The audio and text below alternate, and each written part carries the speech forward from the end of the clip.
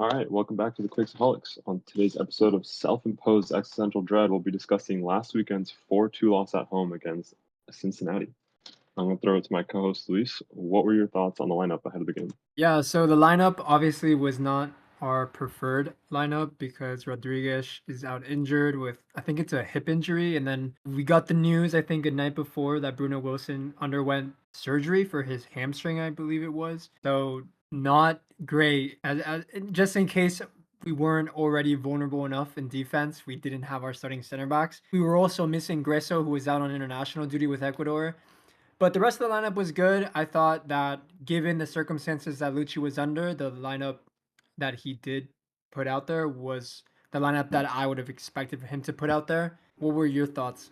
I was definitely a little bit concerned with the center back pairing, not because I have doubts about Beeson or Muni, but like we discussed after the last run of games, having leadership in the back line is super important. And in this league, if you want to win games, you got to bring your best players. And especially when we're playing against, in my opinion, the best team in the league, having any kind of disadvantage could really sway the result of the game. I was actually surprised though with the midfield. This is inverted. Hernan was in the middle. Pellegrino was playing on the left wing. But yeah, I was really surprised that not even Morales was playing. I thought that based off of the New York City game and how many goals we conceded, that maybe we would try to be more defensively balanced.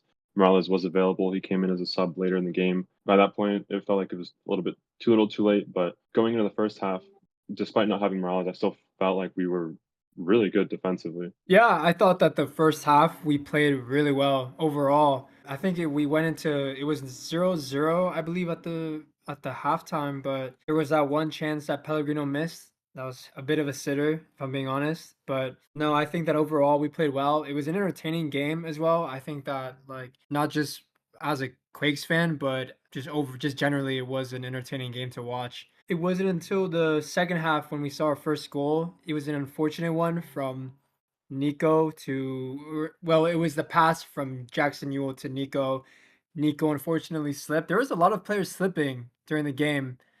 I don't know what Yeah. that was about, but yeah, so Nico slips, unfortunate. Yarbrough comes off his line, I think, a bit too recklessly, but that's a chance where if it falls to a Cincinnati player, you expect them to score. But after that, though, the Quakes didn't bow their heads. They didn't drop their intensity. They kept going. They kept trying to get that goal, and it did come. First goal was good. Victor Costa, I remember there was a few things that he did where I was a little bit suspect about him.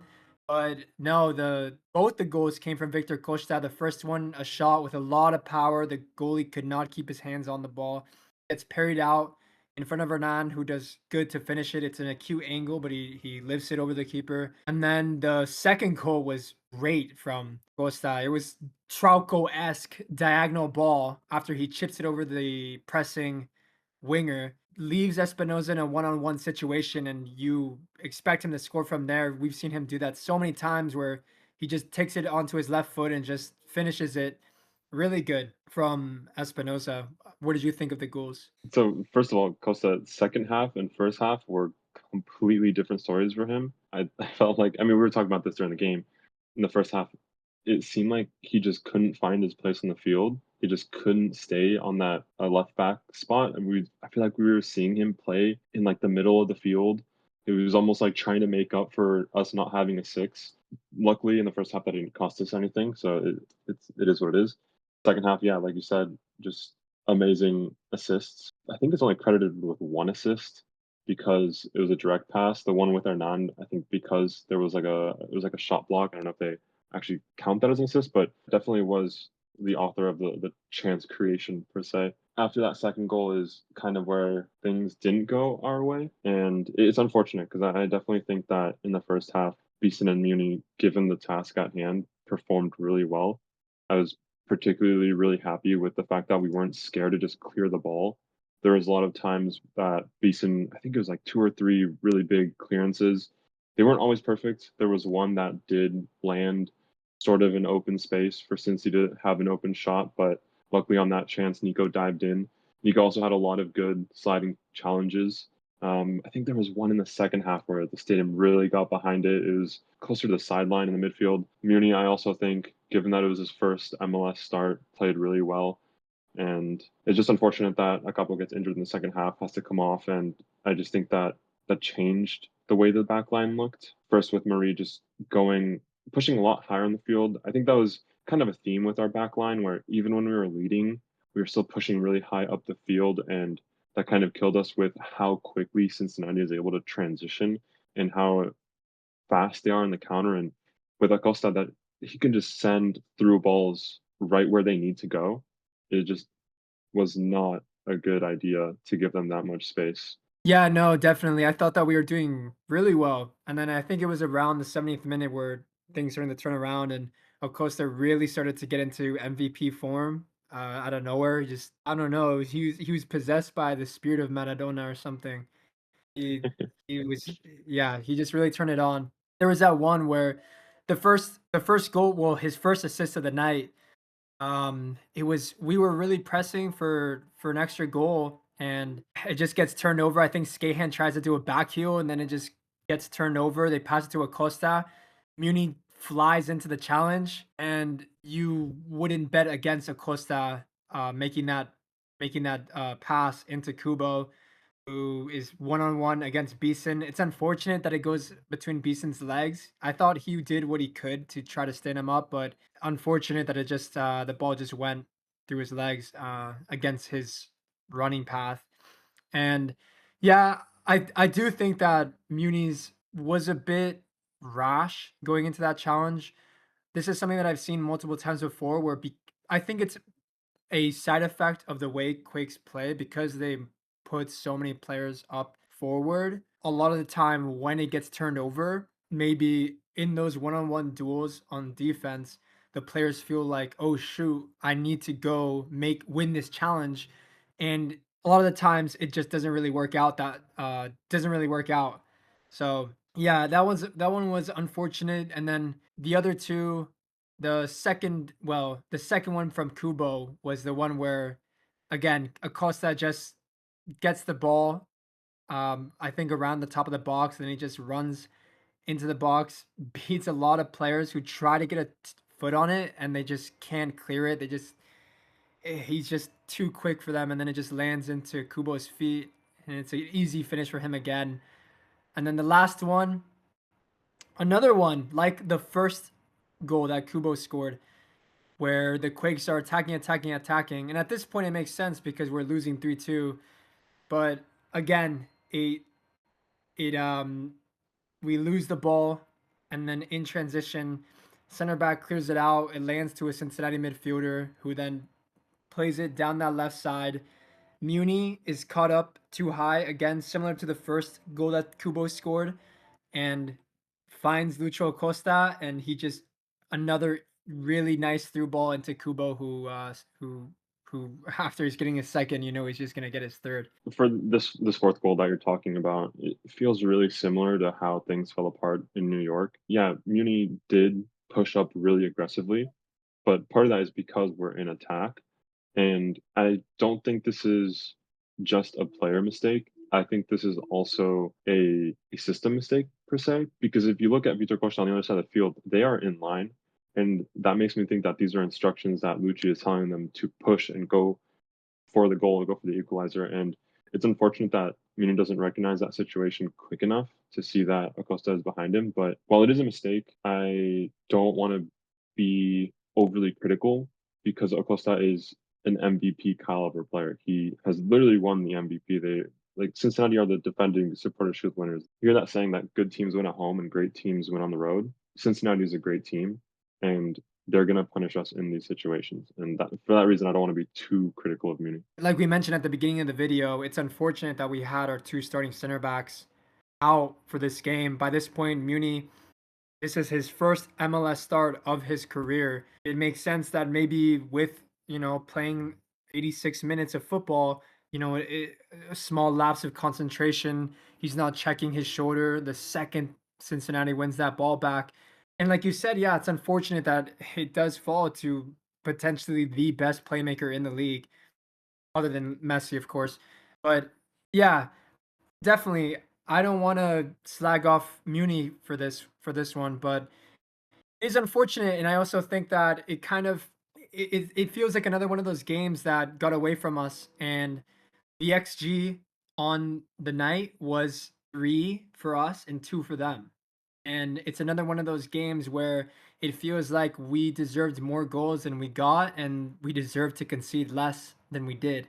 It's been a big theme for the season. And yeah, I think that the context is very important. Cincinnati is potentially the best team in the league, and the performance overall was definitely not a bad one. And I would say it was a good one. And it's just unfortunate that we play so well for those 70 minutes. We're attacking. There was a few chances that Pellegrino missed, and unfortunate at home that we weren't able to get any points. A big reason that we're disappointed isn't because we lost, it's because we had a moment of hope that we could actually get a result out of this game. I think if we're being objective, like going into this game and we're looking at the situation that we're in this part of the season, the players that are available, just the opponent. As much as I am optimistic about the Quakes, like I was real with myself in saying like, yeah, this is going to be an extremely challenging game, and we most likely will not get a result. And reflecting on the game, I think it's important to keep that in mind that we did go up against a really big opponent, and it's just tough. I think we had a moment and we couldn't hold it, and that's why it feels bad. But again, Cincinnati are the best team in the league on a points per game basis. You can see right here they're ranked number one away from home this season. So this wasn't going to be an easy game at all. And what's going to be interesting now, actually, is Miles Robinson is out with the U.S. men's national team, and now Amiazga is injured. It'll be interesting to keep track of how Cincinnati perform now with their two center backs being out. We we kind of talked about this last time that if you take out the majority of the back line, MLS teams probably won't perform the same level. And I think this is a great example of like this is, in my opinion, the best team in the league, and now they're going to have a really big challenge in filling that defensive hole. And I mean, ours, I would argue, is a lot bigger than that because we're Mhm. also playing our third string goalie, and that isn't to talk down on Yarbrough. It's just giving positivity to Danielle and JT, who I think would probably be the preferred options. And especially when we do lose control of the game, that's when Akapo comes out. And so at that point, it really is just Costa in terms of who is a starting player in out of those back five players. And Mhm. I still think that many teams in MLS would not get out of that. And now Cincinnati are sort of in that range of okay, let's see how they play. Yeah, and like you mentioned, I do think that this result was very poorly received. I mean, we were at the game, and when that fourth goal went in, everybody left. It felt like, or like, Oh yeah, I remember at the end of the game, it genuinely felt like a Quakes 2 match that we were watching, like a preseason game or something. But like you said, I think that anyone who has been keeping tabs on the league in general would see this matchup, see Cincinnati, see how good they have been last season, this season, their away record, and understand that getting a result is going to be difficult here. And I would go as far as to say that it is possible that this result has been more poorly received than if we didn't score any goals and if we lost like we did against Colorado at home. Because like you said, yeah. it's the hope that kills you. And Hmm. we were up and we felt like we should have won at least, or at least gotten a point, and rightfully so. And again, yeah, to touch on your point about it will be interesting. Matt Miazga, it was a nasty injury, and I saw in the highlights that you could hear his leg hitting the post Yep. when he when he made that save. That's another example of a goal that we another like it literally cost him a leg pretty much to keep it at that score line in that moment.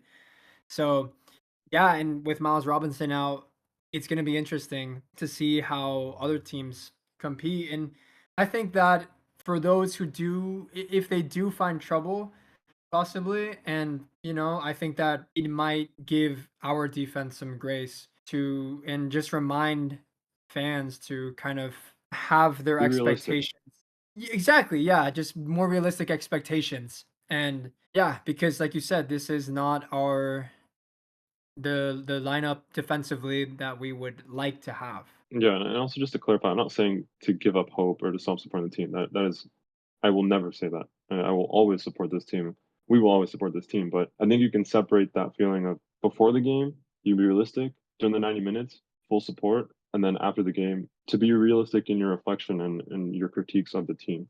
And I think that's maybe I should have made that point earlier, but that's a healthier way of approaching it. Yeah, definitely.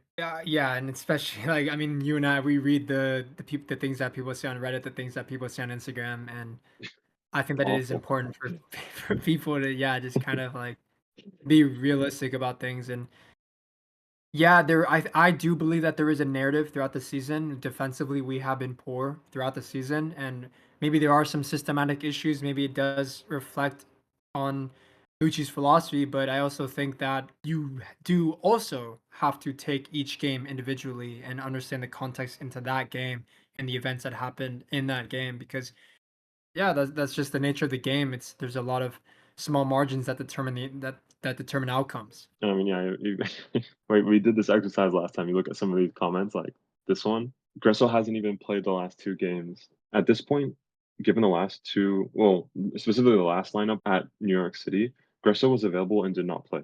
I actually do think that this is Lucci's preferred midfield with Nico, Yule, and Hernan, given that we are in this hole and we need to go for the victories and go for the points. So I don't know. We probably won't be seeing Gressel that much anyways, and we still will see the negative comments towards Gressel. Yeah. Sort of a tangent, but just putting it out there. Yeah, no, I think that there's definitely gonna be toxicity around certain players, like with Yeah, any team, right? that's to be expected. I get it. Yeah, I also don't think that Gressel painted himself in glory in the first 10 games. Maybe not 10 games, maybe like first 7, 8 games of the season. yeah, I think that's all we had in terms of the on-field events.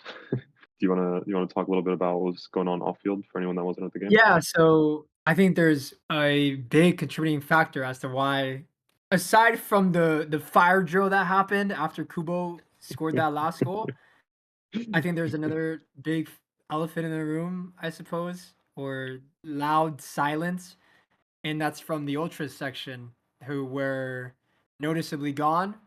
And you and I came into this game, and I mean, we're Quakesaholics, so I'd imagine we'd be more in tune with what's going on. So we were taken completely by surprise when we saw it empty, and we looked, and I don't think they had posted anything, but that was something that was definitely noticeable and definitely did change the feeling of the game. Not just after that fourth goal went in, but just throughout the game. Definitely, there was a ambience that had been super accustomed to just by going to the games that was noticeably gone. It felt like I was at a Red Bulls game. So That's not something I it wouldn't was wish not on. this. I checked the social media accounts that they have during the national anthem because that's when I noticed it, and I was like, "Okay, something's up." I checked social media, and they didn't post anything at that point. And then the game started, so I just focused on the game. But then afterwards, I did check again, and they did make a post. They did clarify it. They did say that it was. I mean, the post that they made was a little bit It was a cryptic. little, yeah, mystic or enigmatic. I know pointed. I think that they were protesting because of the results. The ultras. That's not how No, they they do would things. never. Yeah. Yeah, they would never do that. I had a strong feeling that it had something to do with the front office, and that's what they said in their post. I was a little bit concerned that the players would misinterpret it, and they did respond. They did say that they had communicated to the players that this has nothing to do with them. So I think that's what's important. I miss the ambiance. I miss what they provide to the stadium experience. And yeah, I hope it gets resolved promptly and that they return. Yeah, definitely. And again, yeah, we don't know anything, but it did seem like, yeah, some issue with the front office. I know that the Ultras and the front office have had their disagreements in the past.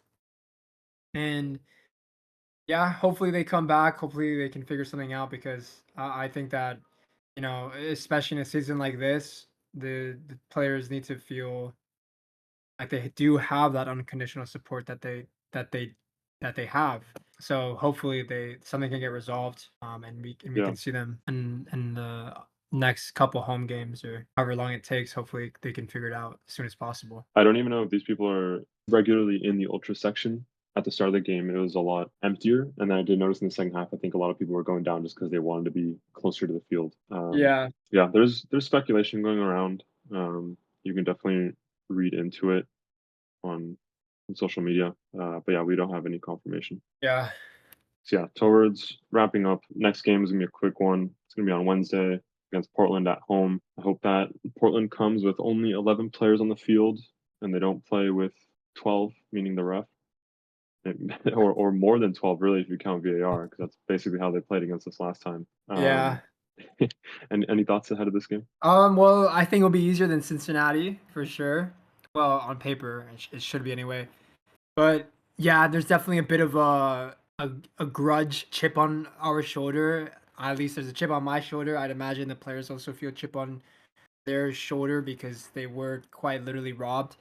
And yeah, I think that at home they should be up for it. There's, like I said, the emotional side of it. There's the fact that we need to get points, and then honestly, they shouldn't feel that bad about the performance over Cincinnati. I think that if you put the result aside, they showed themselves well, and there isn't a player like Lucho Costa, or at least they don't have a player on that level that can just decide a game for you out of nothing. So I think that if Quakes play the way they played last game, maybe, hopefully, maybe Rodriguez, I don't know his fitness, or Akapo, but hopefully they could get a result at home. Yeah, I think definitely player availability will be a big factor in this. It is a lot, like you said, it's a lot closer a matchup than with Cincinnati, and I think it is realistic to get a win out of this. If you compare to the games that we have ahead after this one, it is definitely a much more favorable opponent, and I think it will serve us well to build positive momentum to then go in to the LAFC game on Saturday away, and and then the Classico at Sanford the following week. Yeah, so that's our analysis on the Cincinnati game and small look ahead to the Portland game. I think we both feel that if we have at least some of the personnel back against Portland, it is definitely a doable match to get a result in. And I think a big contributing factor to how we play in the Portland game and the upcoming derbies against both LA teams is it's right here. It's this duo right here, the Argentine duo. That's a lot of the creativity that the team really relies and rests on their back. And they've been performing really well. And I think at this point, if we can have a slightly more solid back line and continuing the offensive firepower that those two provide, and really everyone else, it's not just a two-man show, but they unlock the attack for us for sure. And I think that what better time than now at home against Portland? Let's take that. We have that chip on our shoulder. Let's get rid of it. Let's get the result that we should have gotten at Portland, the one that we deserved. And yeah, I'm looking forward to the game. Likewise, I think that the players are gonna be up for it. I'm gonna be up for it. We'll be up for it. Hopefully, you guys could tune in. And yeah, thank you guys for listening to this latest episode of Quakesaholics.